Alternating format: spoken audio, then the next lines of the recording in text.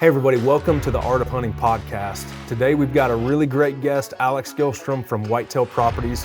We talk about marketing in the outdoor industry, land, hunting, and the future generations. So this is a really great episode. Alex is an awesome dude and I'm excited. We also talk about how to sell a $54 million property. So tune into this one, hope you enjoy it, and let's get right to it with Alex Gyllstrom of Whitetail Properties. We're here, Alex Gyllstrom from Whitetail Properties is here, and I'm pumped to have you on, man, and I appreciate you taking time out of your day to be on. So absolutely appreciate you having me, buddy. Yeah, dude. So tell me real quick, for the people who don't know you, who you are, what you do, man. Well, like you said, Alex Gyllstrom, I'm the marketing director here at Whitetail Properties. I've been in this gig for about 7 years now. Kind of come from the hunting industry as a whole, doing a lot of different things. I spent some time at ScentLock doing marketing and working on their marketing team for about 6 years. That was right out of college. Just before that, I was on the filming side of things, filmed for a couple different television shows, did a lot of camera work, things like that, kind of the hunting show thing. And then just kind of transitioned through that and through my time at ScentLock and doing a little bit of filming as well. I got to know a couple of the owners at Whitetail Properties, and like I said, about 7 years ago, long story short, they approached me about moving down here to Western Illinois and taking the helm of kind of marketing, branding, video production, the production of our television show, things like that, and kind of here we are. So it's gone fast. It's been awesome. I really enjoyed it. But yeah, in addition to that, I do quite a bit of content creation and things like that for the industry, whether it's, writing articles, stuff like that. Yeah. So it's kind of anything I can do around the hunting space is pretty much dominates my time. Cool, man. And you're a fairly new dad too. I'm telling you, man, as you know, what a ride that is. Yeah. So my wife and I were crazy blessed to have a 9-month-old son. His name's Grayson. Yeah. So it's been an incredible ride. We had a little bit of a journey with all that, man. We actually, not to get too heavy or anything like that, but it's one of those deals where parenthood has been just super important to us ever since we were seriously dating and then got engaged and married. Clearly it was something we were really excited to become parents. And it was one of those deals. It's like, right, what do you say, want to hear God laugh, tell him your plans, right? So it's like, oh, we're going to be married for a year, then we're going to start having kids, and then we're going to, we had all the things, right, all mapped out. And, yeah. And sure enough, got pregnant right away. And then she actually ended up miscarrying the pregnancy, which was super unfortunate. And then spent like literally 2 years of like nothing, like couldn't get all this stuff. And then finally the stars align and God's grace, we were able to get pregnant. So I say all that to say we're fired up. We're super excited to be parents. And I can't believe it's been 9 months. I mean, the little guy is all over the place. He's crawling all over and standing up and taking a couple steps even already. And he's got a head full of teeth already. It's just been, he's a wild man, but it's super fun. Yeah. We're enjoying the heck out of it. Yeah, that's awesome, dude. It changes everything. We've got a 7-year-old boy and a 4-year-old girl now. And so I've started taking Brooklyn with me, started taking her hunting and getting her outside and stuff like that. But man, all those, all the cliches they say are true. Like, you don't know how you ever did it without them, and hardest thing you've ever done, but the most rewarding thing it is. And it's just like, you just can't, you don't know how to even talk about it until you've experienced it, And even then you can't even talk about it. I don't know how, I have a journalism background. I have a journalism, I'm a fairly affluent writer, and it's like, I can write a lot, but I can't verbalize this. Like, it's like, I can't even contextualize how to explain it. But yeah, I mean, and especially with and I'm finding it out firsthand right now because this is my first fall with him. Yeah.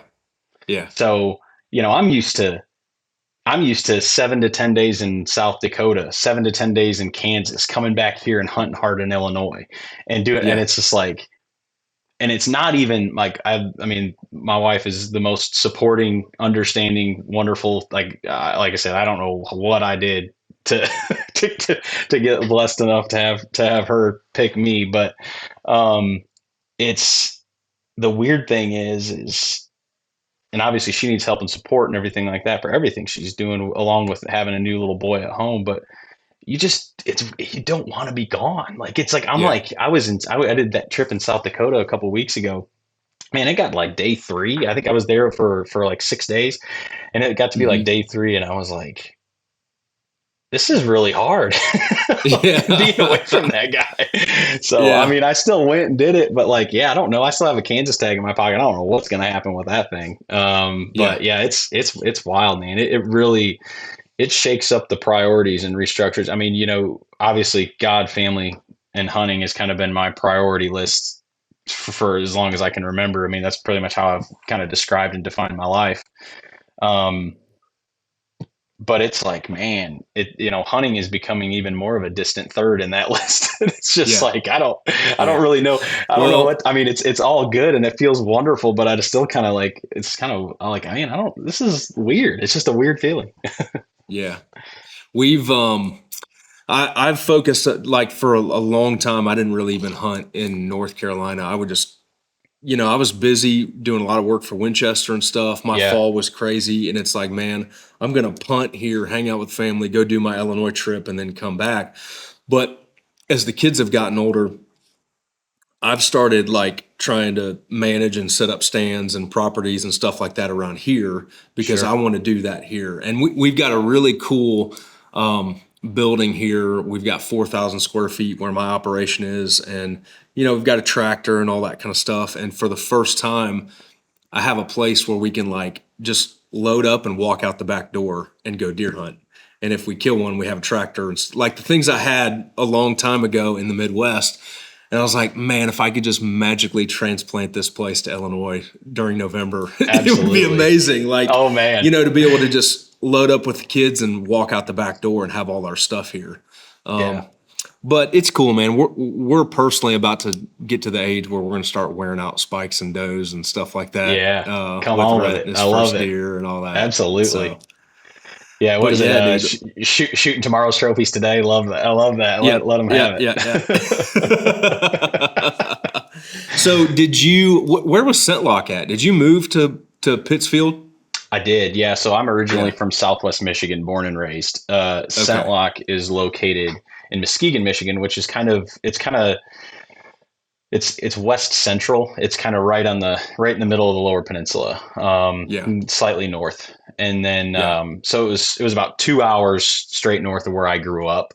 And then, when this opportunity came to come and work with Whitetail Properties and kind of take over the marketing and creative side of things, that's when I moved to Western Illinois about 7 years ago now.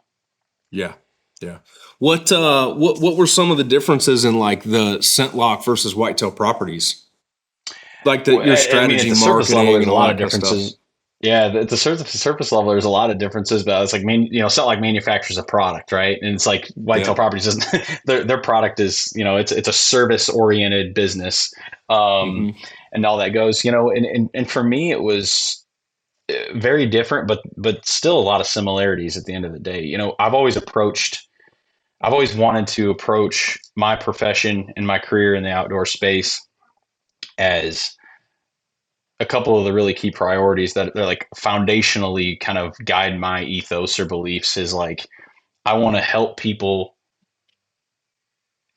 enjoy the outdoors and have the feelings hunting that I have, because it means so much to me and I love it and enjoy it so much. I mean, I've structured my life around it and everything. And it's like, I want people to feel that. I want them people to understand and feel that, and understanding, totally there's varying levels of passion and enjoyment and time commitment and all that stuff. But having the level of enjoyment to preserve it for the next generation. Even from a young age, that's always like, man, how is this stay here tomorrow? We didn't really own much, any land growing up. So we always had to kind of do the permission thing. And luckily it was like my parents are from very small town, had enough connections where it's like, we had friends and family friends, but as times evolved and those people have either sold land or they have sold off land or kids have inherited it or whatever, hunting access has become incredibly difficult. And so how do we help people understand, access to hunt and different ways to get access to hunt and enjoy the outdoors. And three, the third kind of pillar of how I approach why I do what I do is providing the best experience possible. So when I was at Sellock, it was creating clothing, right? It was like, all right, how do we make the best clothing possible to help people be successful and enjoy their time in the outdoors?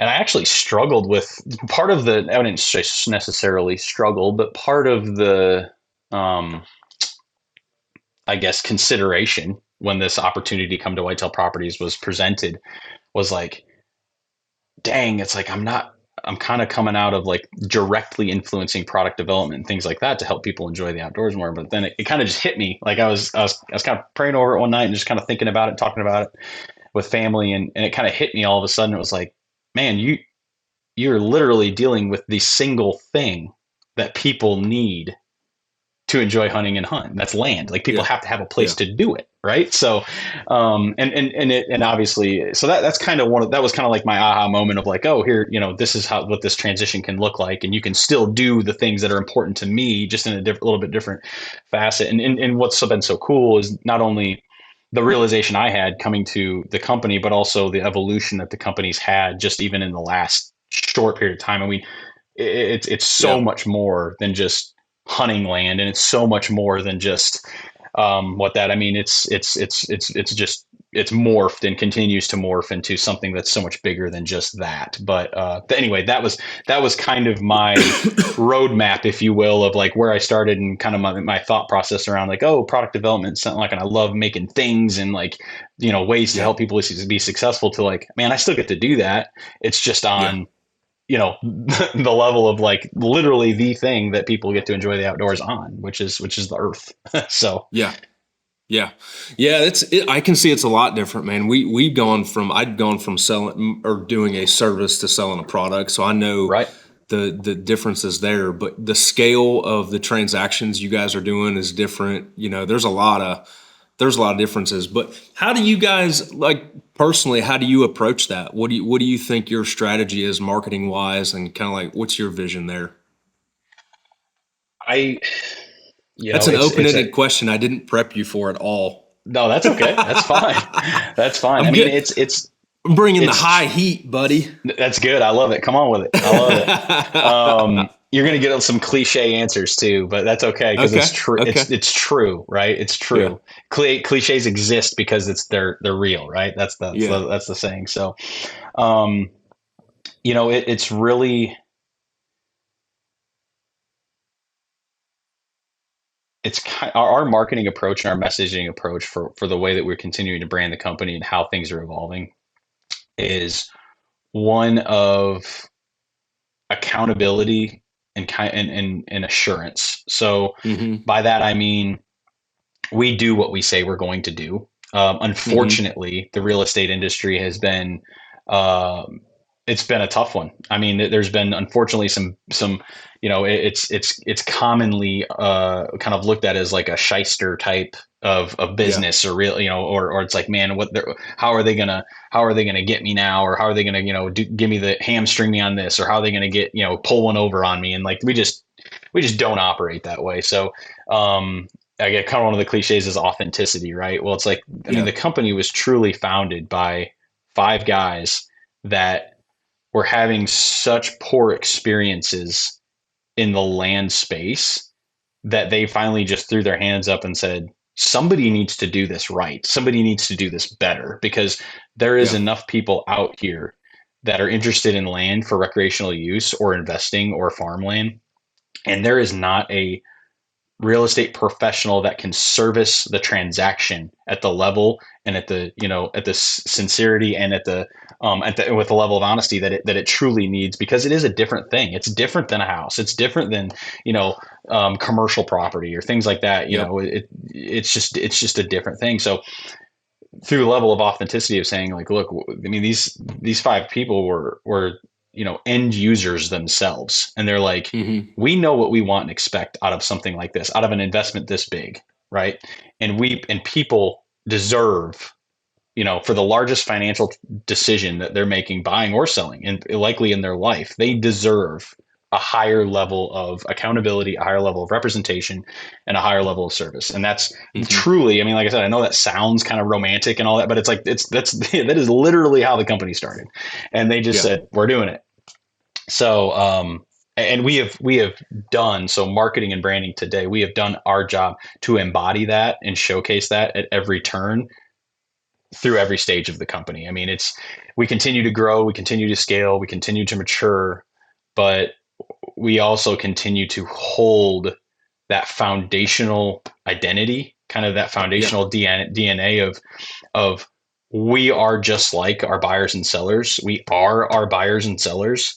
We relate to them at the core, at the most basic level, and we want to treat them and do business with them the way we would want to be treated and do. I mean, it's like it's like, it's the most basic human foundational kind of interaction that you can have, is treat somebody like the way you want to be treated. But it's truly how we define our company. I mean, so through our marketing, through our messaging, everything like that. Of course, we want to showcase and talk about the tools and resources that we have and that we've grown and developed over the years, which are substantial, to be able to give them the most reach and the most the biggest opportunity to find what they're looking for to purchase, or get in front of the most buyers to be able to sell. We've developed and are staying on the cutting edge of technology and resources and website and outreach and everything like that to be able to systematically effectively execute that. But from a messaging, a brand standpoint, and what people can expect to work with us, it's really at the core, the foundational aspect of treating people the way we want to be treated and the way they deserve to be treated. Again, we don't take it lightly that it is truly the largest financial decision in transaction that this person's likely going to be part of in their life. And man, it's a big deal, so we take it very seriously. But yeah, I'd say those are kind of the two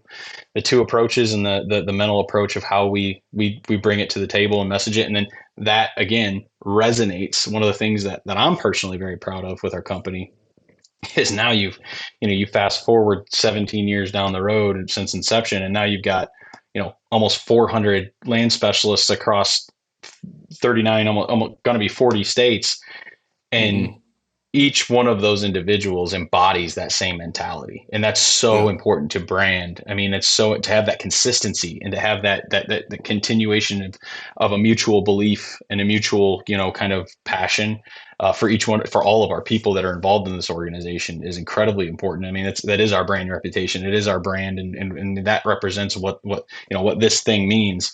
And that's a huge deal that I'm super proud of. And it kind of still blows me away, every year, every day, whatever, all year long, of just working with those same like-minded individuals that are truly vested in what we're about. Yep. Now I like to give my buddy Sellens a hard time. Oh yeah. He's a buddy of mine from high school, and I've kind of watched him grind. Like, he was in a different territory. He was traveling, had to start from scratch, and then was fortunate enough to get moved into the territory where we grew up. And I've bought, and Sellens knows big deer, Sellens knows hunting, all that kind of stuff. But I've actually bought 3 properties through him sight unseen. Like the first 40-acre piece I ever bought. Then me and a buddy went together and we've bought 2 and sold one of them, all through Sellens. But you were talking about, it's a different kind of a transaction than a house or commercial space. And it really is. And, I've put a lot of faith in Sellens to be like, look, dude, shoot me straight. Is this one going to hunt the way that we want to? What's it like? What's the timber value? Yada, yada, yada. And just bought them sight unseen. So I give them a hard time because the cell service is a little iffy on a couple. And I'm like, come on, man. You're going to sell me a property with bad cell coverage? Like, I got to work, come on. That's the only thing that I can get him on, because I've been really happy with the whole thing. So I guess I'm also, I've not only watched you guys grow and met a lot of people in the office there and worked with you a little bit, but I'm also a buyer. Yeah. Was that like Hair Club for Men, where they talk about the guys on the infomercial, like, I'm also a client, whatever he says. That's right. That's right. No, it's awesome. But the other thing too is I've always felt like timing is really important to people's success. And one thing about Whitetail Properties that I feel like has been a huge part is just the timing of how it all went. I mean, in the early 90s, it kind of makes me want to throw up in my mouth, but like, you could have bought straight timber for $500 an acre, and just the change in the world that has happened at the same time Whitetail Properties came alongside to sell recreational land has been big. The other thing too is, when I was growing up, everybody was a family farmer. You maybe owned 100 to 200 acres. You might have leased some more and farmed 500. And that's gone away a lot. Like guys like me have moved away. My brother moved away, and you have some generational land that's coming up for sale. A lot of the farmers have either gotten big or they've gone away. Like my buddy that stayed around and has farmed, they're getting big, and guys like me have moved away. They might inherit the land, they either sell it or lease it out to them. So the small-time family farmer has changed a lot, and I'm sure COVID changed a ton for you guys too. But there's been a lot of transition that has happened at the same time Whitetail Properties was looking to grow. Well, it's super wild. I mean, the timing, you're exactly right. I mean, you think about it. So we were founded and originated in Pike County, Illinois, right? So, essentially at the time in the early 2000s, the world headquarters of deer hunting, essentially it's like, that was kind of the pinnacle. Everybody wanted to go to Pike County. Everybody heard about Pike County, or, all this, that, and the other. Tons of amazing places to hunt other than Western Illinois, but it was kind of on the map. So, the partners kind of for outdoor recreation and hunting purposes, they were gravitated here, and it's kind of where they all met. And how they started formulating this idea. Well, at the same time, so you had that, and then at the same time you had hunting media, right? Like just started exploding, like the outdoor TV scene. Social media was kind of like Facebook was there, and it was kind of like sort of there, but it was like you had outdoor TV at its peak, right on the rise. I mean, it was the only place other than like the DVDs, right, that you could watch and engage in hunting content. So, so it was like hey, they bought into that, and like, hey, we're going to use this as a vehicle to grow this brand, and then it's kind of just like you said, just the windfall, and then you have truly like world economic conditions taking shape from there. I mean, you've got the .com boom was really like exploding at that time at just incredible rates, and just people were engaged. The country and the world was making a lot of money, and doing well. Obviously you got the crash in 2008, but it was like, other than that, it was still really good buildup, and then continuing to flourish from there. And I mean, you look at how fast things have rebounded even since 2008, and just how quick people bounce back. But to your point, the timing had a lot to do with it, just of not only economically in the world, but also just as far as like hunting in the recreational space and the birth of the brand in that space. It really couldn't have been much better. I mean, as far as starting a brand in that vein, just took off. So. Hey everybody, I've got a really awesome product that I'm excited to launch on RyanKirby.com. We have been working on hats since about March, and they are finally here. These are not just any hat, these are dye sublimated, where the art is printed on the front of the hat. We've got 2 different styles and 2 different animals, a running whitetail buck and a gobbling wild turkey. I'm really excited with the way these turned out. They're custom designed from start to finish, and you can get yours at RyanKirby.com. So so you moved to Pike County, and how old were you then?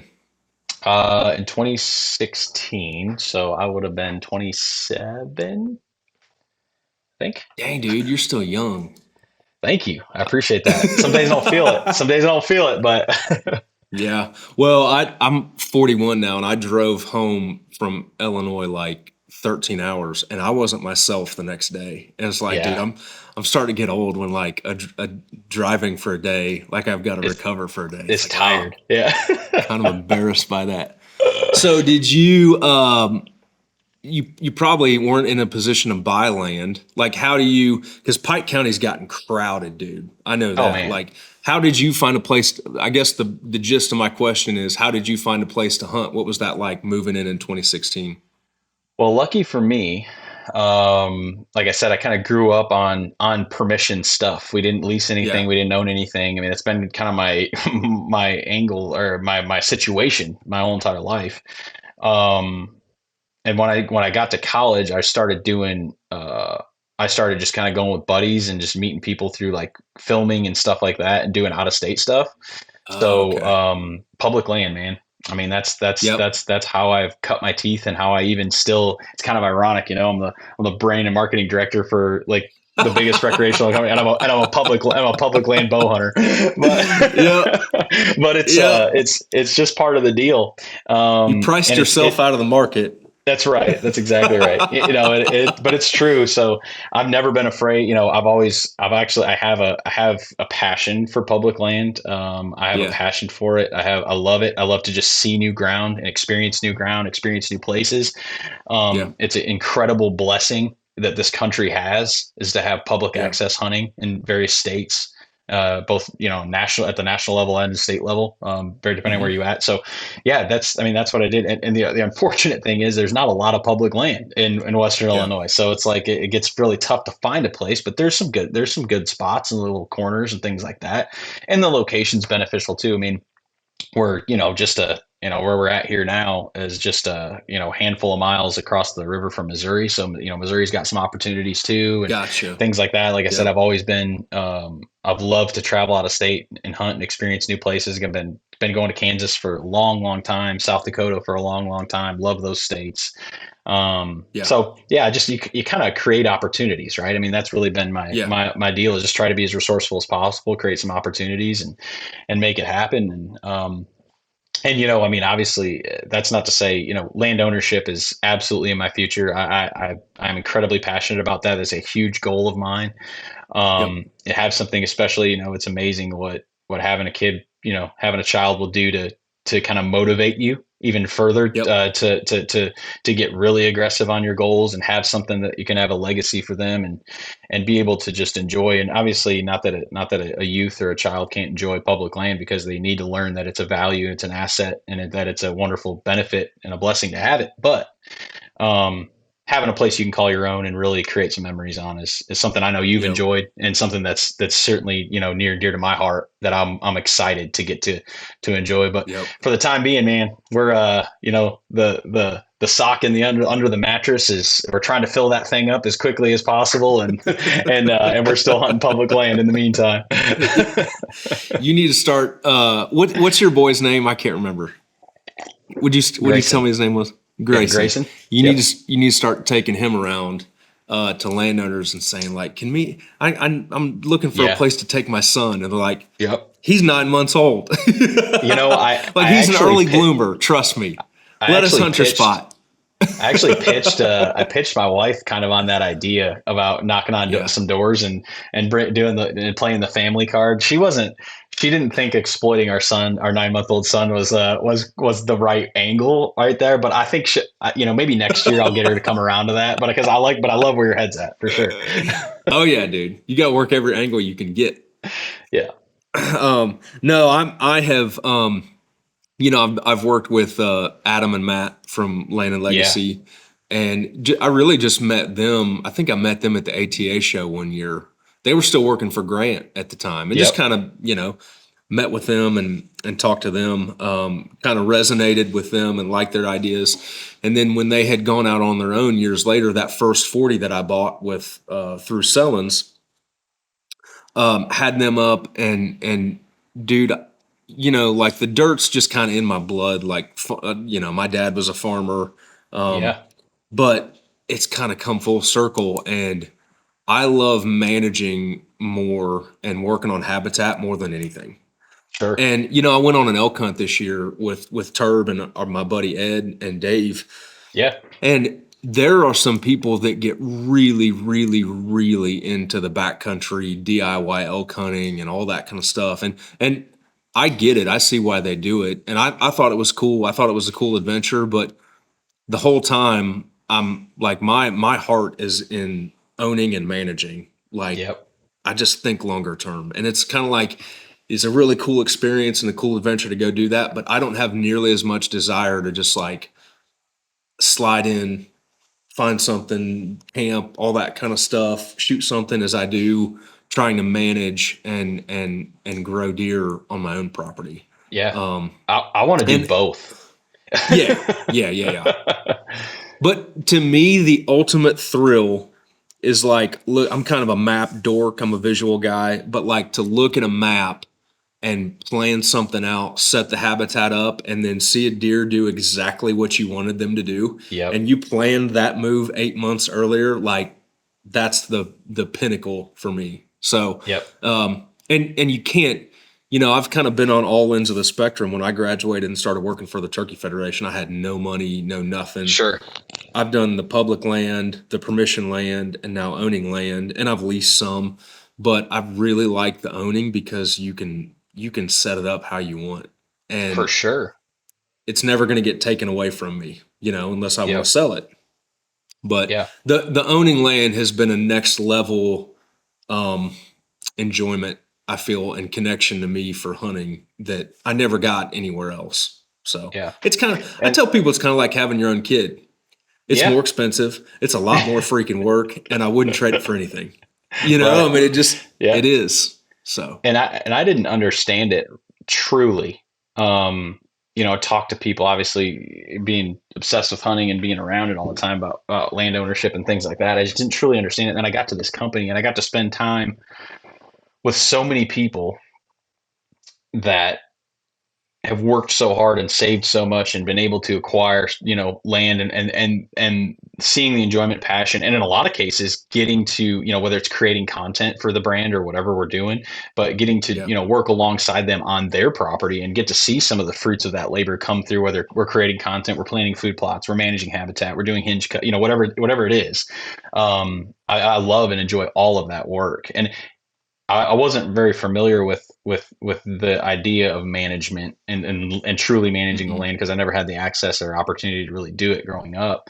And that passion and that fire has been lit within me for sure since I've got here. So it's like, the kind of what you're talking about, not maybe the elk stuff so much, but the DIY run and gun, go out there and, drum up a good one and hunt him down on, public access hunting. That's kind of where I cut my teeth and what I still love to do. But, I want to experience for myself the exact feeling that you have. And I think so many people do. And I think,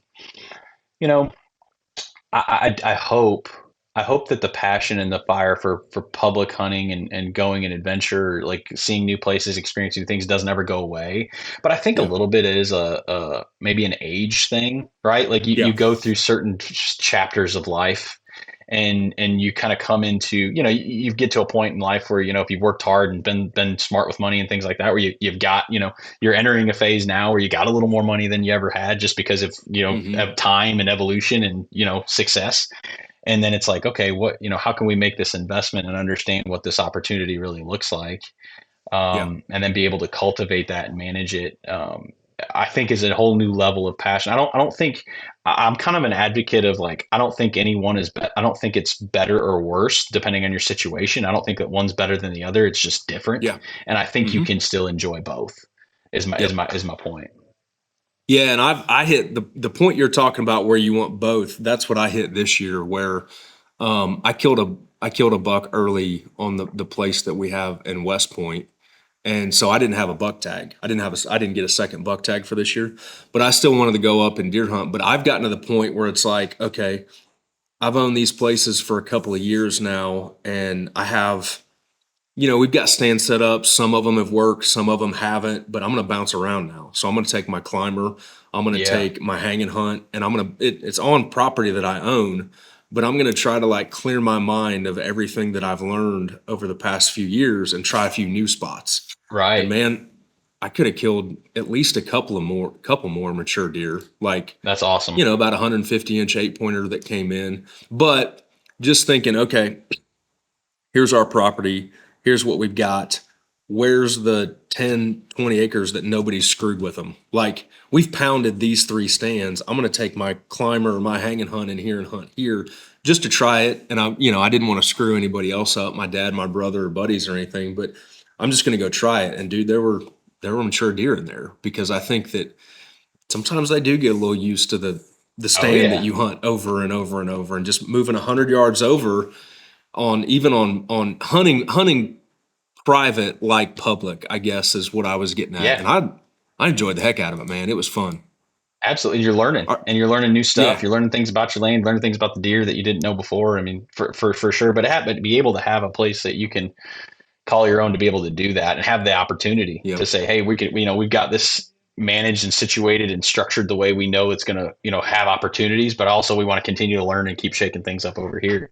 Another big thing that is a motivator for me to get to that point is my dad. We talk about, taking our kids hunting and introducing to that, but it's like, that's been a tough thing for me. And, I'm blessed to have an amazing relationship with my dad. He's a great role model and mentor to me, and then introduced me to hunting in the outdoors, but also, he's getting older, and it's tough to watch that for me a little bit, because he's always been a go-getter, and it's like, my dad gets around just fine, and he still loves to get out there and get after it and climb in a tree stand and all that other stuff. But he's 68, he's coming up on 70 years old. And he doesn't have the gears that he used to necessarily have. Right. So it's like being able to provide a place, is a big motivator for me to get out and say, hey, I want to give back a little bit. I want to be able to, show the appreciation and spend that time, man. I mean, that's another thing having kids will do. And this as well. It's, it really puts things in perspective to spend that time with family and how to prioritize, maybe even reprioritize it a little bit, where it isn't necessarily about getting out there and shooting the biggest deer you can, wherever that is or going to be. It's maybe, spending a few more hours with the ones that really, really care about, so, and that's another thing I think. And I guess I'm asking you, have you seen land ownership for you and your family even bring you guys, have you seen that bring you guys together even more? Oh yeah, for sure. For sure. More than anything, it's a little bit, I guess it's me putting my money where my mouth is, like I would always be the guy that would be like, Dad, we got to do this. Dad, we got to do that. Dad is like, whatever, we've done this for 30 years. It's worked just fine, yada, yada, yada. But when he sees me, because, I've seen both sides of it now, where it's easy to like tell somebody what they should do with their land, but if you're not paying the taxes on it, it's a little bit different ballgame, Right. And so now I have places of my own, and you see you tend to see a little bit more of the risk reward. Like if I've got money involved in it, it's easy for me to just talk, and now I've got to walk it, Yeah. Oh yeah. So I think that's brought us together a little bit. But even, for example, my dad is a hardcore farmer. Like he's the push the brush out in the wintertime, burning hedgerows, clean waterways, clean fence rows, and we have this epic battle. Oh yeah. But he was raising a family on it. Like part of him getting that extra yield and stuff helped pay for me to go to college. And when you're young, you don't see that stuff, right? And as you get older, you start to see it. So, so now he's fully retired and he rents the ground to my cousin. And I actually paid my cousin to leave some standing crops because Dad wasn't going to. Sure. And so I cut my cousin a check saying, hey man, leave us an acre of beans, leave us a little corn here. And then I filled my buck tag. So I'm literally just doing that for my dad. I'm not even going to hunt over it. And so you start to see things come full circle where now I'm not going to say enabling, but I'm doing stuff where I'm trying to help him. And nothing would make me happier than for him to kill a deer with either my kids or my brother's kids, one of his grandkids. And to know that like I can sort of bring that together and help make that happen is really rewarding for me. And the other thing is, thinking long term, my brother and I will inherit that ground one day. I'm starting to think about, could we add to it? Could we? Sure. What else can we do to make that to help my kids have some of the same experiences that I did growing up on it. So, it's just like anything in life. You get older and you just start to think about things a little bit differently. Mm-hmm. And you tend to lose some battles, but win the war, and think a little bit more long-term, and this isn't that big of a deal. You tend to think a little bit more long-term, and you have more perspective on it. But perspective is it. Yeah. Now, I guess it's a little bit like Yellowstone. You're trying to like protect the family farm and add to it than anything. Where before I was just trying to fill tags on it. And now you see a little bit bigger picture. So yeah, no, that is good perspective for sure. That's funny to hear that dynamic. And do you see your dad like appreciating it, or is he still? He thinks I'm an idiot. He's like, you're a moron. Why are you doing this? But I've always been that one in my family of like, I'm going to take my hang and hunt in here, and I'm going to do this and do that. And Dad's been the guy that like wants to sit on a 5-gallon bucket in a fence row, and it's good enough, and nothing's ever good enough for me, and I'm the one that wants to push and do this and do that. But there are some times where I see him, he would never admit it, but he kind of starts to get it. He starts like, oh, I see now. I see. Yeah, he can see the results. Yeah. He sees it. He would never admit it though, because he wants to give me a hard time. Yeah, that's awesome. But no, he thinks I'm a complete moron for everything that I do, basically. But in a in a fond, you're my kid way, in a loving way. Yeah. But no, we like to give each other a hard time about stuff. That's good. So we've kind of hit an era in our relationship where I can give him crap and he can give me crap, and we don't have the butt hurt dynamic of father and son. That's good. It's kind of like a buddy that you can give a hard time all the time. Yeah, I'm a firm believer in that for sure. It's like my Dad and I were actually joking about that. They were down here hunting with us last week, and he kind of the same thing. It's like, I was talking, my mom was asking, I said, it's pretty cool, now we've kind of entered in this stage of where it's like, we get to be friends, now we get to be friends, it's like, like we were father and son, and there, and obviously there'll always be that element of respect and kind of, seniority there. But at the same time, it's like much more on the same level and same, kind of interaction and being more buddies, like you said. So it's pretty neat. Yeah.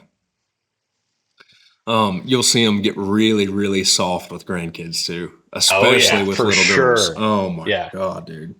Yeah. Like the things I would get whipped for are adorable now. I'm telling you, 100%. Yeah. So where do you think, so I do have a couple questions. Like you guys have seen some really ridiculous farms come through like over the years. What do you think what are some of the best ones, or even the most unique ones you've ever seen?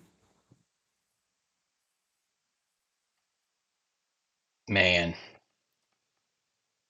there's a lot. There's a lot. There's a lot. I would say probably one of the most impressive that I saw was, man, and it's hard to like, it's how you define it. Like different things are impressive or amazing to different people for different reasons, right? Yeah. But like for me, we sold Hooray Ranch in Kansas just a couple of years ago. And we put together the big marketing package and stuff for that. It's got a pretty strong reputation as being a major destination, place for people. They would ran it as an outfit. They outfitted a lot of hunts, mostly for waterfowl. Okay. They actually did next to no deer hunting, which is it's in the heart of some of the best deer hunting that Kansas offers. So it's like crazy to even think about. They don't even deer hunt it hardly, but a lot of waterfowl. I mean, it just, the cool thing is not only the way that the amenities and the buildings and things were constructed and built and named. They had name. I mean, it was branded incredibly. So as a marketing and branding guy, I had a lot of appreciation for it. But it was so cool to see, because like, managing with the upkeep, the service that was provided to their clients, managing of the creation of the duck impoundments and the planting of the food for the waterfowl and everything like that. I mean, there was no alternative for anything less than the absolute best. Like it was Yeah. like the quality of standard that they had in every single thing they did on that on the groupings of properties that they had was truly amazing. Yeah. The level of investment that went into making that kind of commitment to not only the hunting quality but also the clients that came and hunted with them from a waterfowl standpoint was truly amazing. I'm not even a waterfowl guy. I think I've shot like Yeah. 5 ducks in my life, so Yeah. it was just amazing to kind of to witness that, to see what that was like and how they presented themselves. So I mean, that was probably that one is really, really tough to beat. We sold one in Texas that was a little similar, but more on the deer and the quail side of things. And we had that listed for sale for $54 million in Whoa. Texas. So I mean, just yeah, you're talking about next level type people and Yep. stuff and all the things. But um, that one was more of a maybe not necessarily from like a branding and like just over qualities, but like just scale of operation, like how, like, Yeah. I mean, it was 22,000 acres. So like the upkeep for something like that, like how Yep. the staff and the infrastructure and like what that was positioned like and how people approached that was just, I mean, Mm-hmm. truly incredible.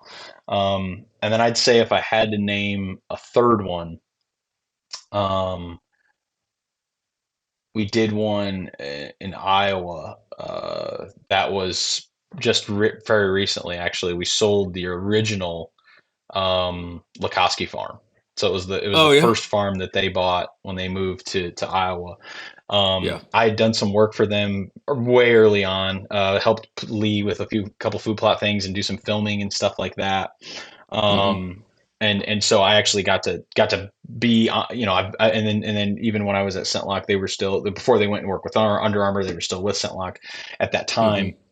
time. So I got to know Lee and Tiffany a little bit, and it was really, it was kind of nostalgic and cool to see, like, man, I can't believe this seems like all that seems like it just happened Yeah. yesterday, and here we are, Yeah. so, and so that selling that original farm, and we didn't sell it for them. They had since sold it to a different owner, and then we sold it for that Okay. other owner. Okay.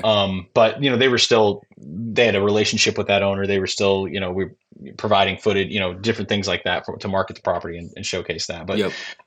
man, being a deer How many guy acres was and that? just, oh, I want to say,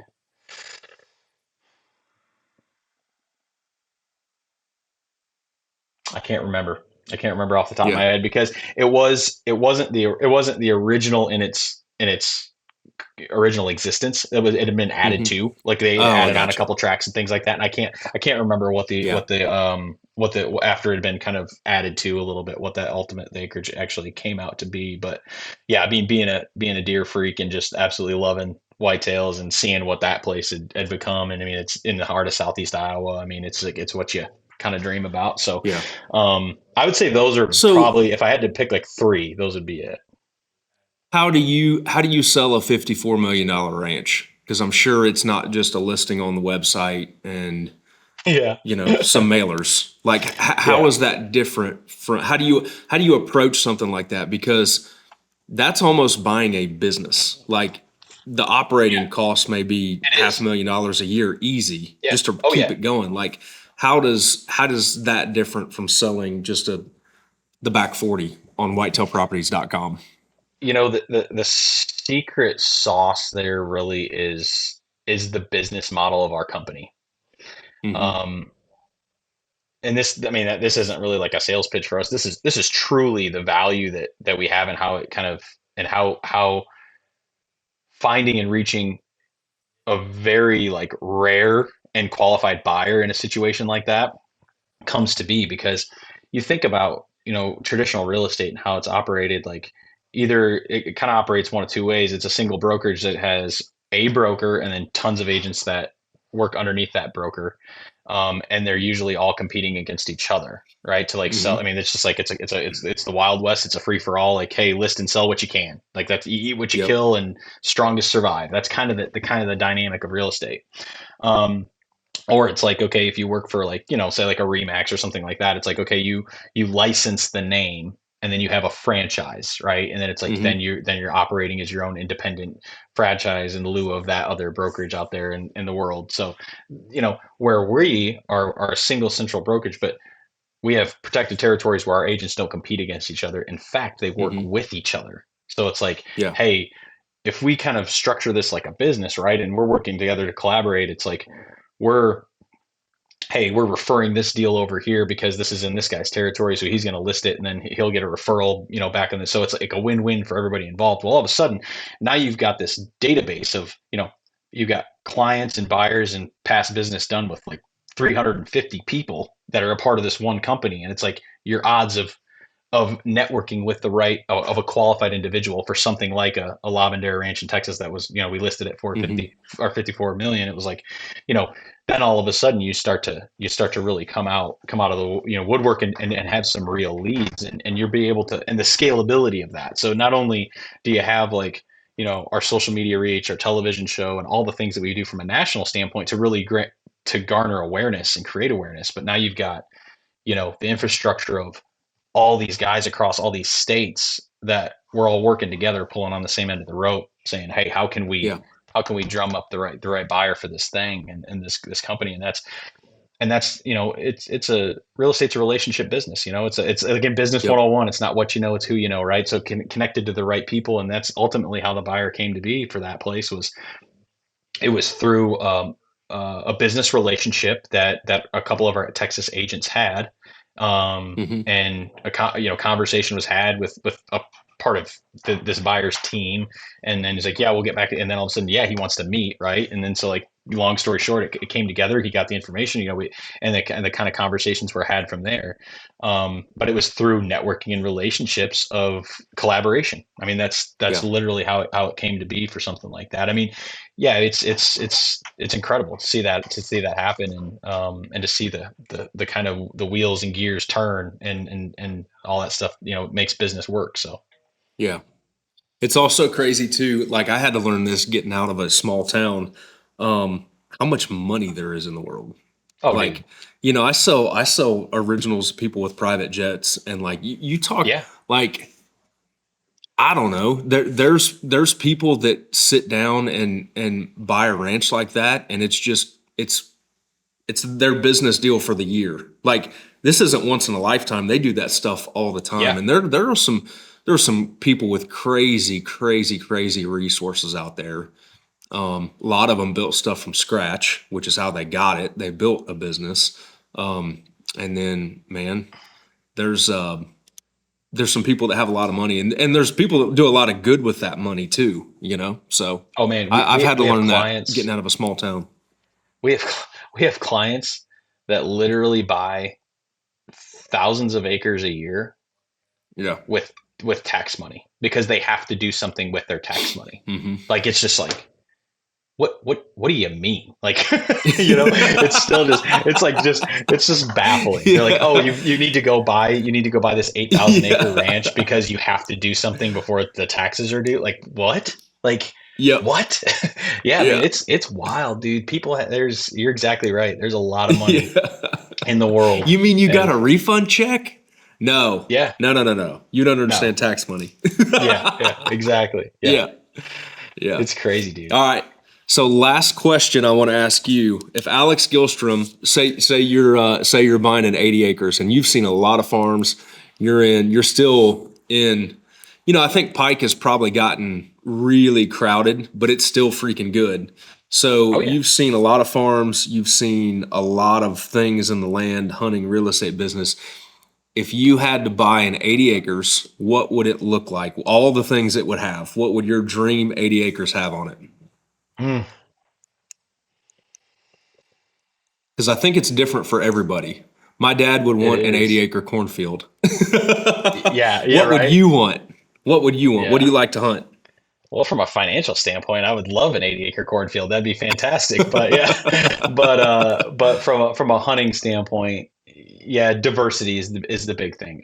From Yeah. just hunting like I have and hunting in different states and areas, it's just like, I've killed the best whitetails I've killed and had the most success I had, and where diversity comes together. That Okay. big deer, whitetails in general, like habitat diversity. So, um, that's number one. It's such a relative question based on where the region is and what it is. But to play along, it would have Play to be along, man. something. Humor I me. will. I will. Um, I would say there would be a creek with Okay. it's spring fed, and this is we're dreaming, right? So I can make this whatever I want to make this. Is that the Yeah. case? Yep. So I'd say a spring fed creek. So you'd have fresh flowing water. Yeah. Um, and then it would probably be something like,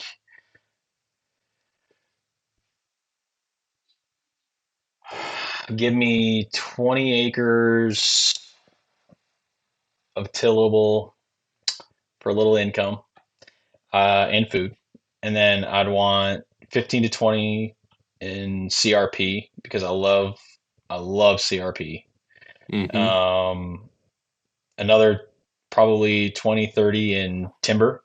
Mm-hmm. That's uh, All black walnut. generational. That's right. Yeah, white oak and walnut. That's right. Veneer. That's at varying stages of growth. Yeah. Mature young timber as well. Yeah. Soft edges. I'm big on soft edge transitions, Okay. stuff like that. I just had a lot of luck over the years and capitalizing in areas like that. And then I want something with two access points. That would be pretty important as well. Mm-hmm. South and east access, preferably. Mm-hmm. Um, and that's pretty much it, man. You give me a creek, a little bit of tillable, varying timber structure of age, like different age structure of timber, and Yep. some CRP, and I'm pretty happy. That's it, man. I'm with you there. I'm with you on all that stuff.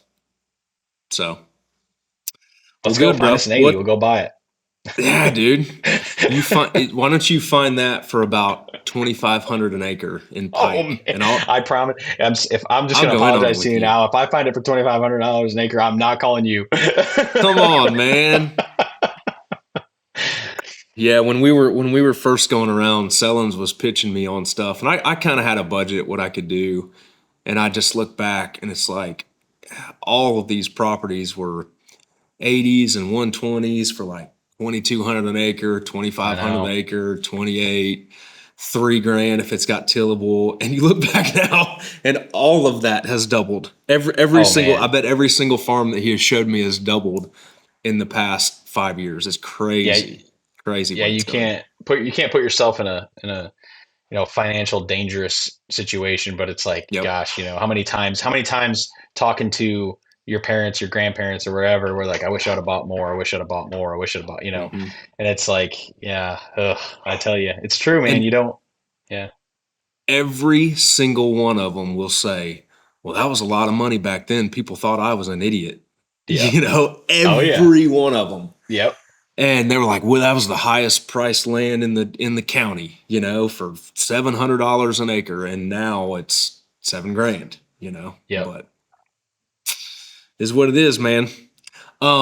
What's coming up new with Whitetail Properties besides a bunch of deer hitting the ground every single day? That's Anything new it we need to right look now. for?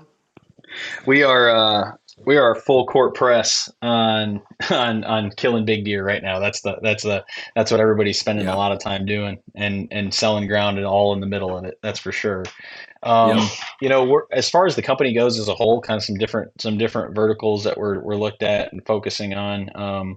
We're experiencing a lot of growth in the West and in the East. Hmm. The Northeast has been outrageous for us. I mean, what we've done in the last couple of years, growth as a company from like New York, PA, Maryland, Yeah. has been crazy. It's just it's such a recreationally rich region. of the country. And there's so much land value there that exists that's incredible. And conversely out west, Montana, Idaho, Wyoming, Utah, all that whole range, even down to New Mexico, it's been really cool, with a name like Whitetail Properties in the West. I mean, it could be kind of, how's that perceived? But Yeah. what was very encouraging for us is that we were welcomed and have been continued to be welcomed with open arms. People knew us, they knew what we were about and what we stood for. They knew about the company.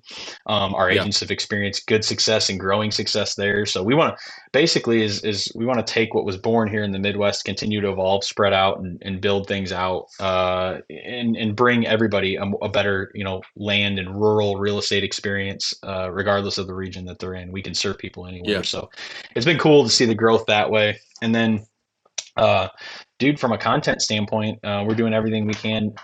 We put a lot of time and energy into education. We really want people to understand the land buying process, what that can be like, the land selling process, avoiding, try to dispute, or diffuse fears, things like that could just maybe be at the surface level. Somebody that hasn't gone through it or hasn't done a lot of it, to say, hey, this can actually be a pretty enjoyable and painless process if you approach it correctly, and to help people, educate people that way. And then also, I know you know this, but big on education for what to do with the land once you have it. Right. We do a lot of habitat work, education. We have our online digital series called Land Beat that's on YouTube. We promote it across social media channels and stuff too. But man, we're pumping out 2-3 episodes every week on that, and it's everything across the board: food plots, timber management, habitat management, different government programs for CRP, things like that. Trying to educate people more on, what wildlife needs throughout the year at different times of the year, what can make your land more financially successful and valuable, as well as better for the outdoors and hunting as well. So kind of everything in between there. So continuing to put out as much educational and valuable content as we can, just to show people that we're here to help and we care, and then growing on the business side as well. So that's kind of what we got going on, buddy. Yeah, I know. I've learned too, like the process was way different. I mean, so I've actually got a pretty funny story about buying a piece with my buddy Shay. I had bought my first 40, and then like a year later, Brooklyn, our little girl, she was born 6 weeks early, and so she was in the NICU in Winston-Salem, and no crazy complication. She just came early, man. She's just healthy as she can be, always was. But I was on a conference call with Winchester, planning their catalog. It was October 28th, and I was supposed to leave the next day for Illinois to deer hunt. And I get a call, and Kim called me 3 times in a row, and she was already 8 months pregnant almost, and so I was like, guys, I gotta take this. So I take it. She's in labor early, and Boone is not a big enough hospital to take anybody that premature. Like 5 weeks, I think, is the cutoff. So we have to go down off the mountain. And Shay and I had talked about buying a property together. And Sellens just happened to have one come up while we were in the NICU. And again, Brooklyn was healthy. Everything was okay. Now we've got to be there for a week just as a precaution. Like if my daughter was in a really bad spot, I wouldn't be buying farms. I want to make that clear. But we're just like kicking around, and I'm eating lunch in the cafeteria and sleeping on a crappy couch futon, and everything was good. We just they're like, we got to keep you here 7 days as a precaution to get out. So we were looking at this farm, and we ended up buying it sight unseen, me and Shay, over email, basically. And they asked for, and of course, I've been a self-employed dude for 10 years now, and buying a house is like a daily colonoscopy. I don't know how to explain it, but it's just like, it is the most miserable process ever. You've got to document everything. You got to do this, you got to do that. And it was an awful process. But buying a farm, man, Tyler got us in contact with a really great guy that we've worked with up at Compeer up there. And we filled out an Excel spreadsheet of like assets and liabilities. We did the paperwork over it was the easiest thing I'd ever done and ever bought. It was easier than buying a truck, Yeah. And I was like, dang, this is but So I think a lot of people think it's way more complicated and it's way harder than it is. Absolutely. Now, finding a deal is extremely hard now, but the actual process of doing it, if you've got an agent you trust and you've kind of got your affairs in order beforehand, dude, it's pretty simple and it's pretty straightforward. Yeah. I know that there's always going to be things that can complicate a transaction, but buying rural land is pretty straightforward. You know, you don't have to document everything like you do buying a house, and there's not all the inspections and all that kind of stuff that come with it. So it's been a way more enjoyable experience. It's brought things into my life that are hard to put words to, and that are really rewarding. So yeah, anyway, it pays dividends too, working with somebody that works hard and genuinely cares about you and your interests, right? I mean, unfortunately, there's just been way too many people, especially in the real estate industry, that they do the bare minimum possible and whatever can get the transaction done to the quickest and make, and they put more money in their pocket, then that's their MO, right? And man, that's just not, that's just not how you build a sustainable, reputable business over time. You got to take care of people. I mean, our goal, man, our goal is to provide the same experience you had for everybody. We want everybody to come away being like, wow, like I can't wait to do that again because you took such good care of me and it was relatively painless and it was easy. That's what we want everything to be like. Yep. Cool, man. Well, I appreciate you being on. Yeah, buddy, it was good. Good chat, man. I loved it. Yeah, dude.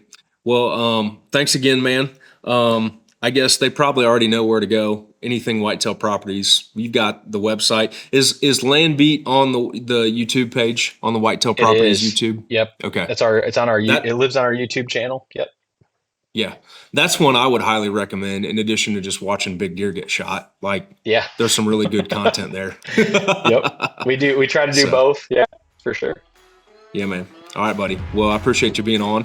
And again, check out whitetailproperties.com. And thanks again, bud. Absolutely, man. Have a good one. You too. Hope you guys enjoyed this episode of the podcast with Alex Gyllstrom from Whitetail Properties. Alex is a great dude. Happy to have him on. And I want to make sure you guys know that we've got some really great deals going on ahead of the holidays at ryankirby.com. Go there and check them out right now. This podcast is not sponsored by anybody, but supported by people like you that buy my art, whether it's posters, apparel, paper prints, or canvas prints. So we appreciate your support. We have some great stuff for you, and we hope you go check it out at ryankirby.com.